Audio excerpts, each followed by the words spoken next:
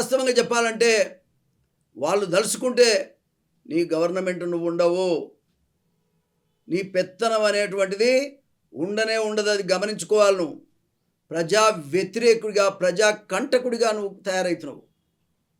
ఏ ముఖ్యమంత్రికి లేని అపవాదు నీకు వచ్చింది. కేసీఆర్కు 10 ఏళ్ల తర్వాత వచ్చింది, నీకు 3 నెలల్లోనే వచ్చింది. పిచ్చోడా, ఇంకా సిగ్గు అనిపిస్తలేదా? 8 సీట్లు 16 సీట్లు రావాల్సింది నీకు 8 సీట్లు వచ్చినాయంటే సిగ్గుతో తలంచుకోవాల్సింది. ఇంకా పెద్దగా మాట్లాడుతున్నావు మాటలన్నీ కూడా.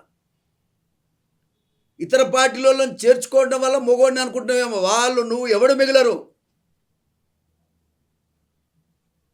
ఇది అర్థం చేసుకోవాల్సిన అవసరం ఉంది రేవంత్ రెడ్డి. నాకు 70 ఏళ్ళు వచ్చినాయా పిచ్చోడా, 30 ఏళ్ళు ఎమ్మెల్యేగానే ఉన్నా. నీ అసలు ఎంతమంది చూసినా నేను. రెండోది ఏంటంటే పైరవికారి నువ్వు. ప్రభుత్వంలో ఉన్న పెద్ద మనిషి ఎట్లుండాలి? నిస్వార్థంగా ఉండాలి. నువ్వు నిస్వార్థపరుడుగా, అవకాశవాదివే కదా. నీ వల్ల ఎంతమంది ప్రాణాలు ఇవాళ చావు బతుకుల మీద మధ్యలో కొట్టుమిట్టాడుతున్నావు. అర్థం చేసుకోవాలి. దీనికోసం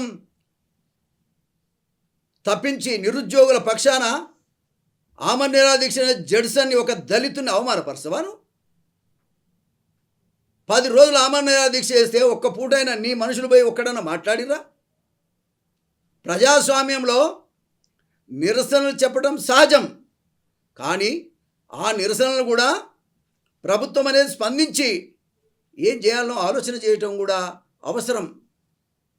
ససజావని ఎవడన్నా కానీ ఏమన్నా కానీ ఏమైతే నాకేంది అన్నట్టున్నావు అంటే నువ్వు బాధ్యత లేని దుర్మార్గుడివి అనేటువంటిది వాళ్ళకి తెలియదు పాపం, అమాయకులు.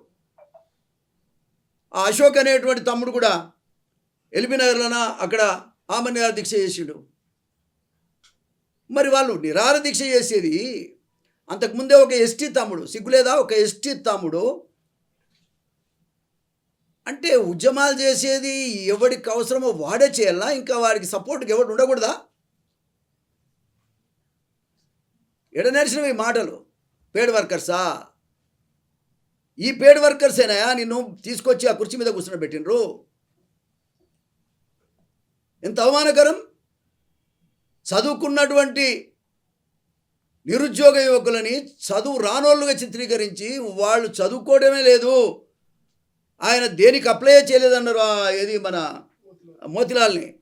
కానీ ఆయన అప్లై చేసినవన్నీ కూడా స్టూడెంట్స్ రాత్రి చూపించారు. సిగ్గుతో తలంచుకో, క్షమాపణ చెప్పాల్సిన అవసరం.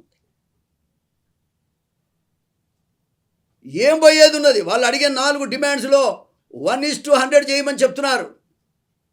చాలా కాలంగా చెప్తున్నారు వాళ్ళు. మెగా డిఎస్సి ప్రకటించమని చెప్తున్నారు. గ్రూప్ 2, గ్రూప్ 3 ఉద్యోగాలు నువ్వు కొంతమంది అంటే కొంతమందిని అదనంగా చేర్చి పెట్టమని చెప్తున్నారు.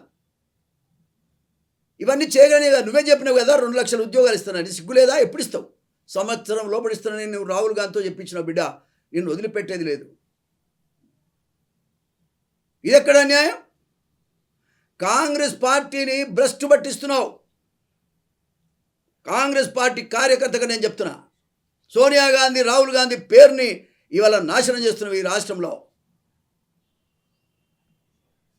16 సీట్ల నుంచి 8కి పడిపోయినాయి అంటే రాహుల్ గాంధీ ప్రధానమంత్రిని రాకుండా చేసిన మూర్ఖుడివి నువ్వే. ఎంత నమ్మి ఉన్నారు నీకు? నువ్వు అసలు కాంగ్రెస్ పార్టీ కాదు, అయినా నీకు ఇచ్చారు అవకాశం.